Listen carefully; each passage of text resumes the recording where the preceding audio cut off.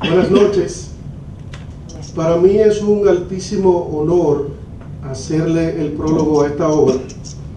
Cuando Yaldiri me hizo la invitación, le dije con muchísimo gusto, justamente porque se trata de la vida de una persona que conozco, y lo conozco por origen, básicamente por la relación primaria con su hermano, el pastor Rosario García, que conocí siendo adolescente en la iglesia menonita, y que me hablaba de su hermano, pero no teníamos la gran oportunidad de conocerlo.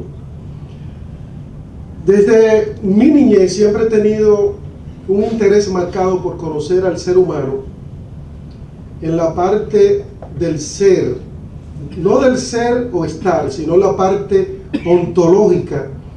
La parte ontológica que hace referencia a lo que es el ser humano en la parte más profunda, y también en la parte noxiológica que hace referencia a lo que es el conocimiento, justamente porque uno se cría en un medio X desde el momento que nace y experimenta lo que se conoce como un proceso de socialización, que no es más que todos los elementos identitarios y culturales que se le van sumando a uno desde el momento que uno nace hasta el momento que uno muere.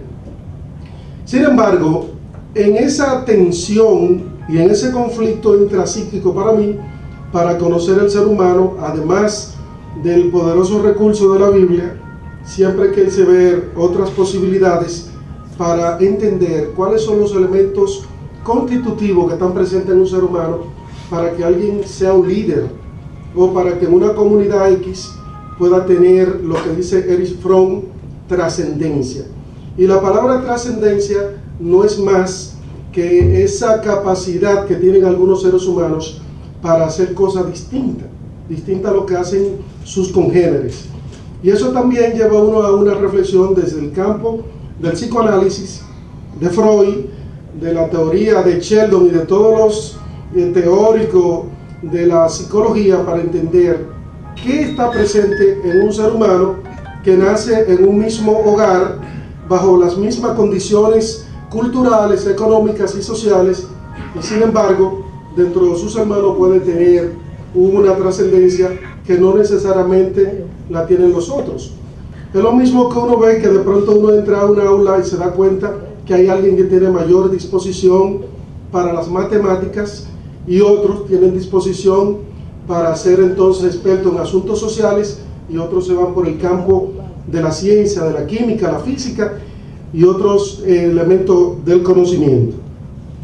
Es por eso que entonces yo me pongo a pensar, bueno, ¿cómo es posible que si una persona nace en un lugar determinado, bajo las mismas condiciones, porque esa persona, si estaba sometido bajo las mismas estructuras estructurantes, como dice Pierre Bourdieu, cómo es posible que trascienda? ¿Qué está detrás?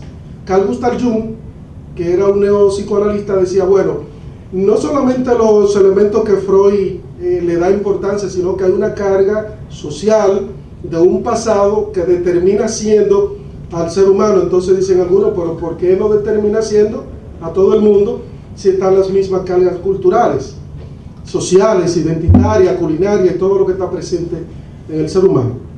Entonces yo hago un enfoque desde el campo de la sociología para entenderlo, desde el campo espiritual, desde el campo de la psiquiatría, de todos los haberes, para yo entender y satisfacer una curiosidad personal, por qué algunos trascienden y otros no.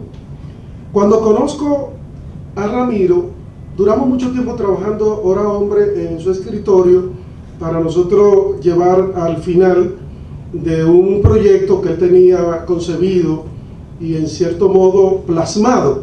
Y entonces empiezo a conocer el personaje. Me doy cuenta que Ramiro es músico y que maneja la 21 notas del bandoneón, que es muy complicado porque compromete los dos hemisferios del cerebro, porque uno, por un lado usted va con una clave de fa y por otro lado va con una clave de sol, es decir, que uno tiene que tener unas condiciones de coeficiente intelectual alto.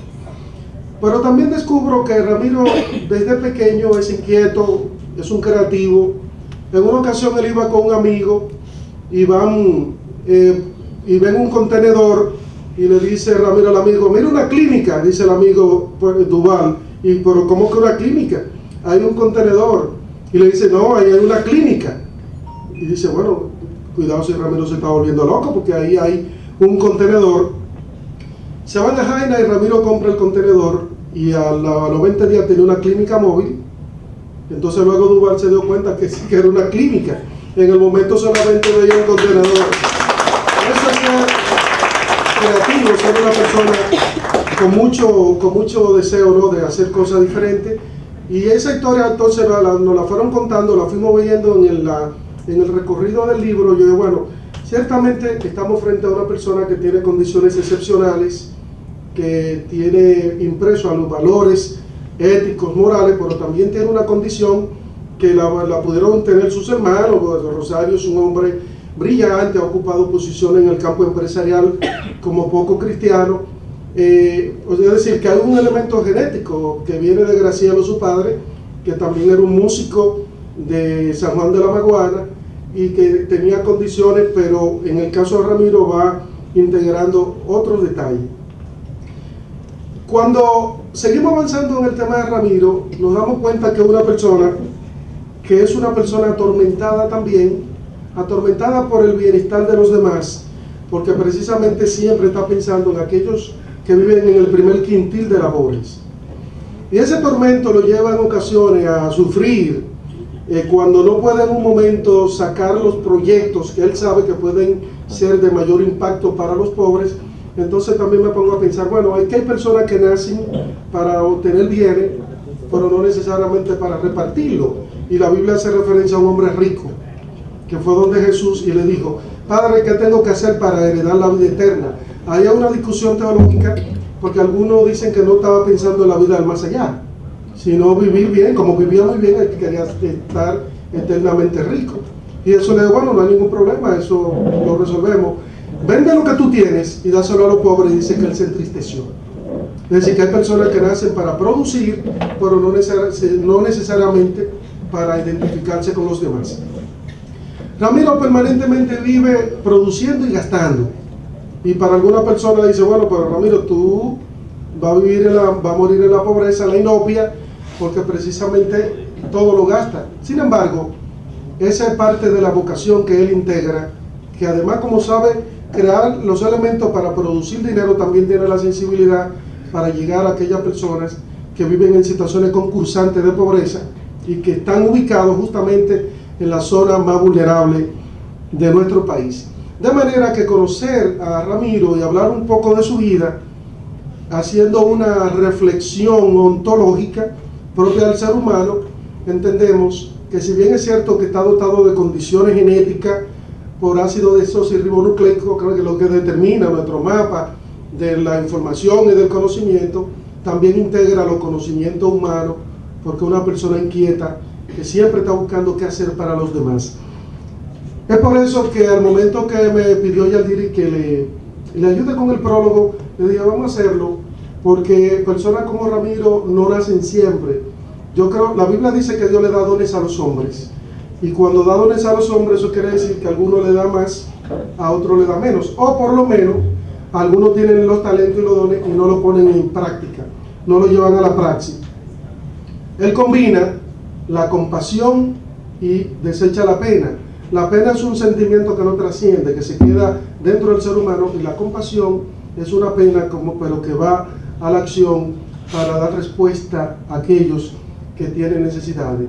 De manera pues que agradezco infinitamente a Yaldiri que humildemente nos haya tomado en cuenta para trabajar el prólogo, y al mismo tiempo, además del agradecimiento, una altísima satisfacción haber podido hacer un pequeño recorrido desde diferentes campos del saber humano para entender la personalidad de una persona atormentada para ayudar a los demás. Muchísimas gracias y buenas noches.